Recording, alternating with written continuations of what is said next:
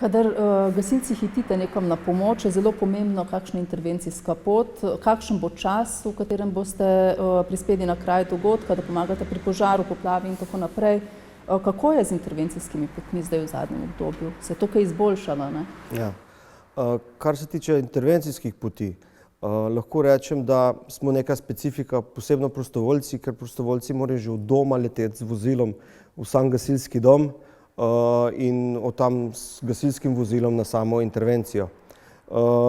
Tukaj lahko rečem, da so krajani oziroma tisti, ki so udeleženci v prometu, bolje seznanjeni, spoznajo, da je nekaj narobe, da se gasilec z vsemi 4 pelje v smerniki, ne, na intervencijo. Seveda moramo skrbeti, dokler ne pridemo sem in smo pod modrimi lučmi in sireno, seveda za varnost, ne, smo navadni udeleženci v cestnem prometu in imamo neko prednost. Ko pa seveda gremo z vozilom, pa seveda je prednost vozil z modro lučjo in sireno prva, ne. In lahko rečem, da so glede na število intervencij in dogodkov se stvari zelo popravljajo in udeleženci upoštevajo vozila, katere so na nujni vožnji.